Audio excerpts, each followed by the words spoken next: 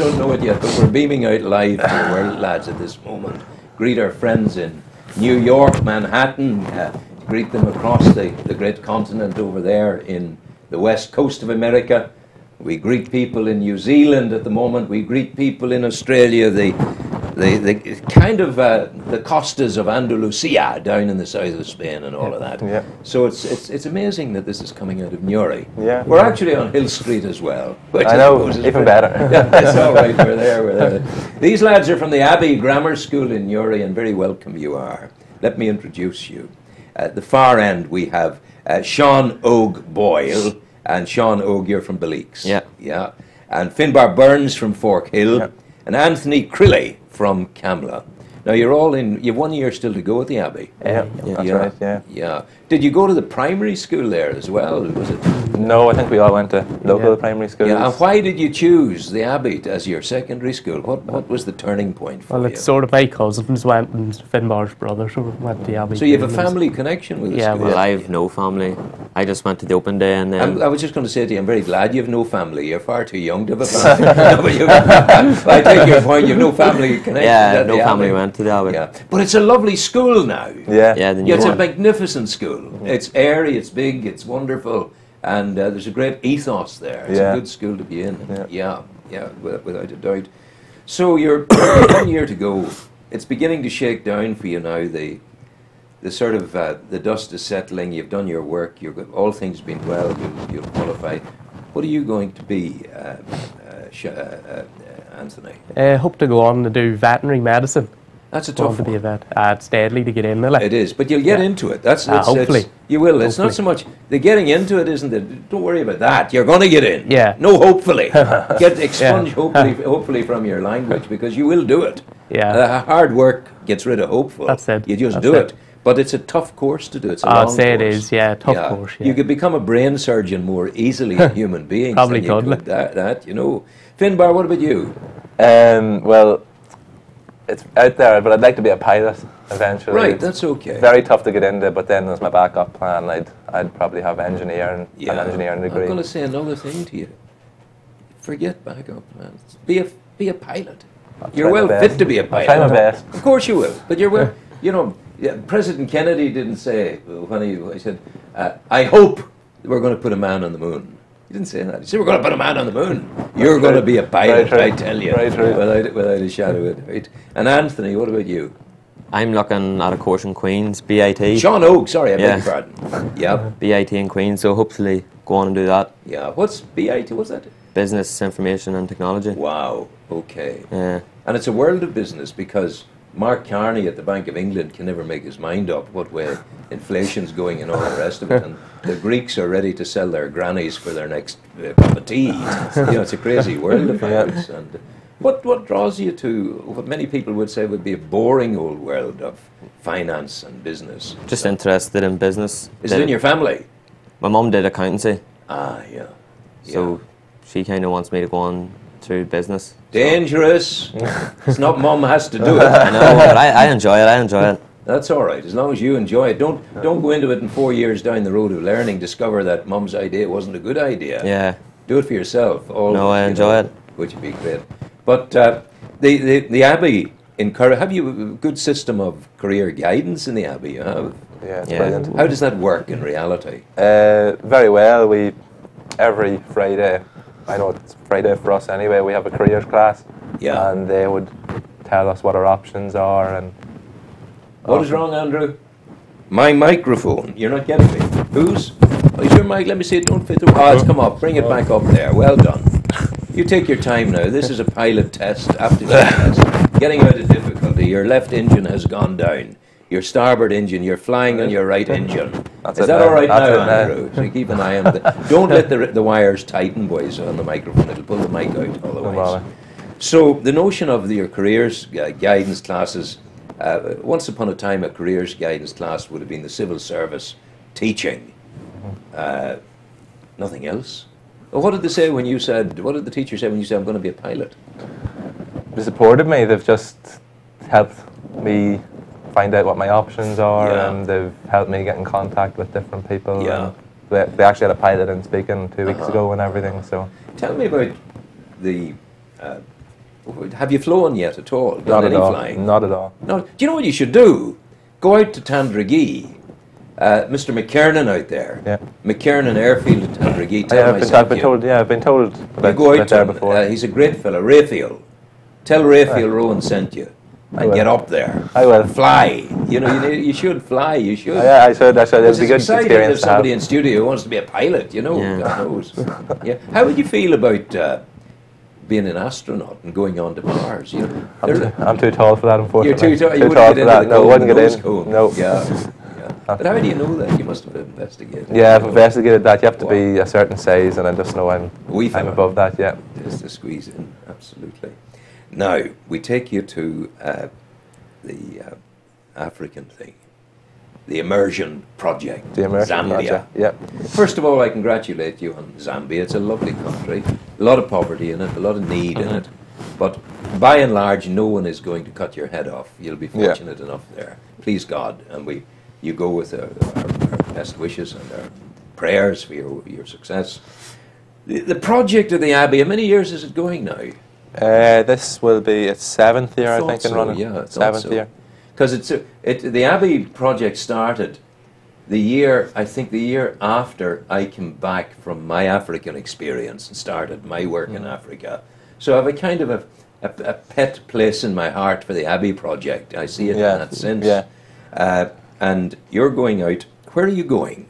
We're going to Livingstone in Zambia. We land in Lusaka Wow. and then have a 7-hour bus journey. Livingstone, I presume. It's the same place. Yeah, The I'd say it famous is, yeah. explorer, yeah. There's a lake there as well. And the Victoria Falls is there Victoria as well. Falls is there as well.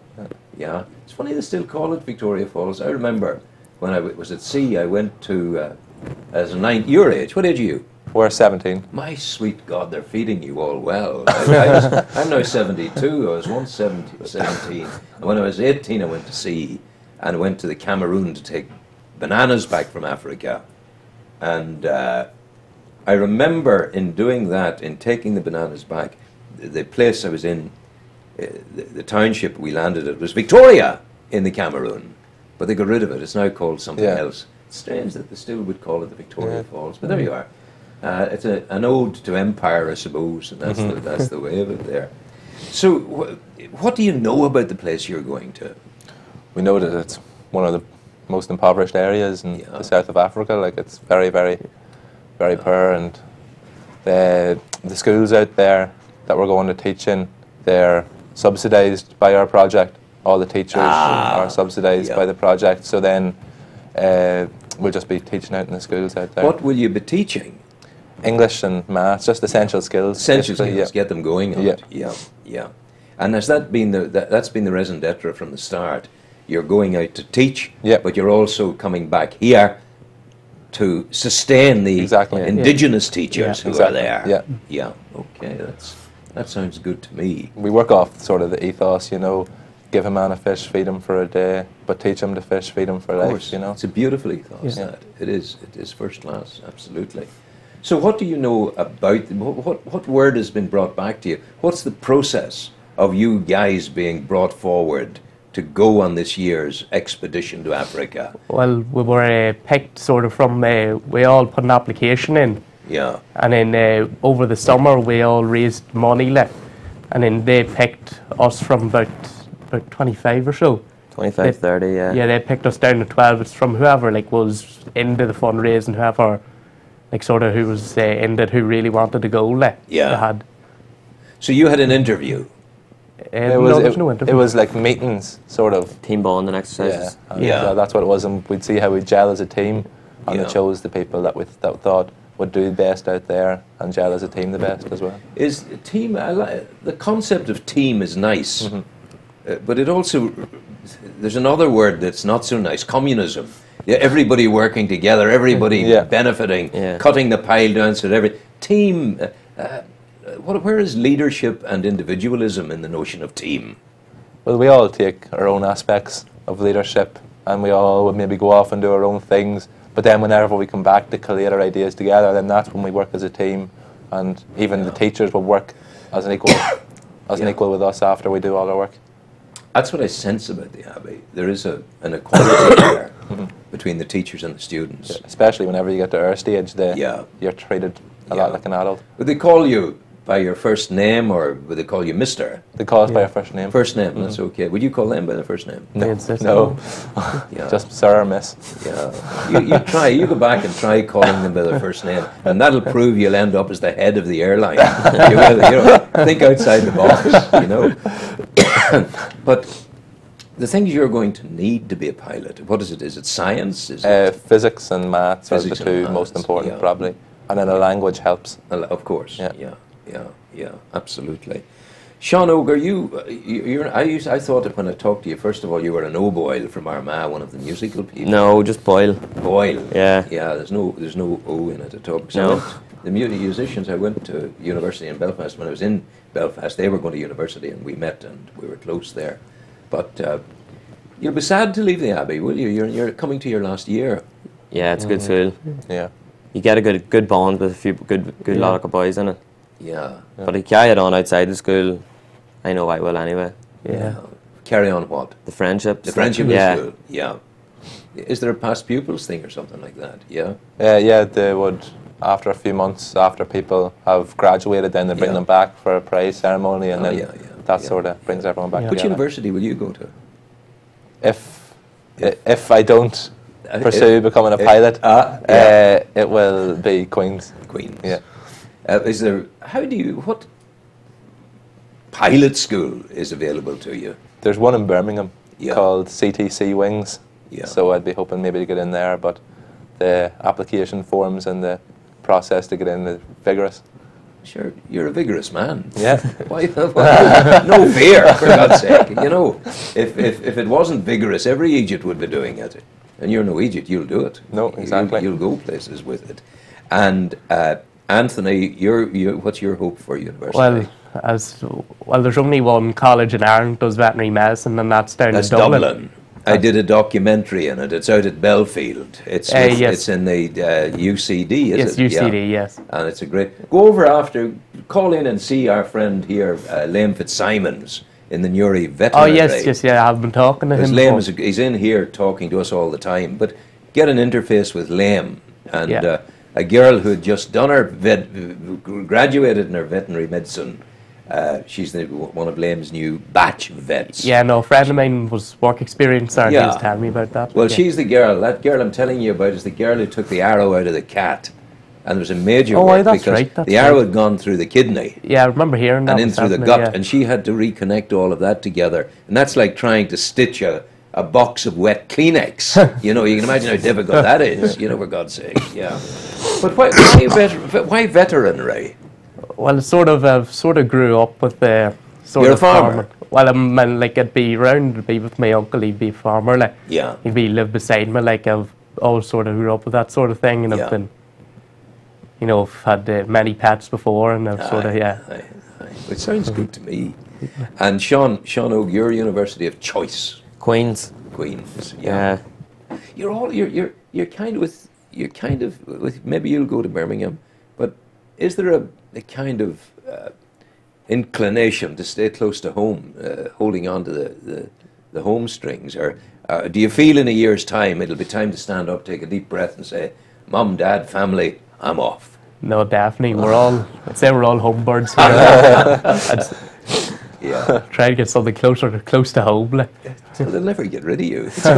It's called the cuckoo. I don't know what it's called, but children nowadays, they're still at home with their mummies until they're 30. Again, mummies call them in for their dinner and stuff. I'd say whenever we're away to Zambia, they'll want us to stay out there. I wouldn't have thought so. But the Zambian experience, you've seen the photographs, you've seen the footage that's been brought back by the other lads who've been there ahead of you. How long are you going for? 3 weeks. 3 weeks is good. Yeah, any shorter is not so good. You need the 3 weeks. And are you going in the wet season or the dry season? Well, the wet season's just finished there, I think. Yeah. So. Yeah. It'll be finished by the time we get over. Yeah, so you'll be in the dry season. Yeah. The difference is huge between wet and dry insofar as, well, there's the obvious difference, but in the dry season, the whole place just flowers. It's a bower of greenery and an arboretum of wonderment. It's all there. It's great. Yeah. And then come the dry season, you wouldn't recognize the place. Scrub and bushes and all the rest of it. The people, what tribe of people are there? Do you know? What are they? We're not fully sure, Yeah. but we just know that a lot of them are in need, and that's I know there's That's one our main called reason. the Nigueta. Nigueta. Yeah, Nigueta, yeah. I think that's one of the main tribes there. So who, you know, Ireland is a devil for being missionary, and all the history of Ireland, missionary Ireland. What missionary orders out there that you're going to be close to? I think we're just going to be with. There's a few other schools. We know a few other Edmund Rice schools like ourselves go out. So into Christian it. Brothers. Yeah, exactly. And Yeah, the Christian Brothers have a. That's the missionary organisation. Yeah. You have Yeah. a footprint in Africa. Yeah. Yeah. Edmund Rice. Yeah, that's all good. If you have any questions you want to ask me about the Africa I was in, maybe you can get a hint or two from things I experienced. What was what do you feel was your hardest experience when you were over there, taken in? My hardest experience, I have to say, in all honesty, with my hand on my heart, hard didn't come into the notion. It didn't exist as a notion. We were travelling in the bush. We crossed the Niger River and head north and away, and we were with Stone Age people. We were with people with bones through their noses, in whom nakedness was the norm. But the big thing that clothed them all was there was the smile of happiness. And everywhere you went in the bush in the evening time, people have their little cooking fires, and they were there with the cooking fires, and they would, as you walk past, Sanuka, an evening greeting to you as you were going by. So it was all beautiful, but there was one, I don't think there was ever, one of the most beautiful things I saw. I was summoned round the back of they lived in compounds, little tiny compounds, a dozen huts, mud huts, straw roofs. And I was summoned round the back to see the lady and her new babies. And she was a beautiful young woman in full costume, sitting there with her legs crossed, and she opened out her cloak that was covering her babies. And there they were, like two little duck eggs of human beings, shining brown in the afternoon sun. They'd been born prematurely, and there they were in her lap. So that was life, new life coming, and the excitement of that. And was there anything of challenge or awfulness? No. And this is off the beaten track. I do remember a lovely line when I crossed the river and I went to lock the car and I was going back. The chief said to me, "Do not worry, Rowan. No need to lock. No one will bother. You see, you're safe here. We're not yet civilized." Which is, you get the point, which was the thing. So for me, that was that. It was all good. You know, Africa, for me, never let you go, Africa. Yeah, be careful of your health issues. Mosquitoes, the way to avoid malaria is do not get bitten. That's the way, Cover up. You're not in Cranfield Beach in the summertime. Cover up, especially in the evening time when the mozzies come out.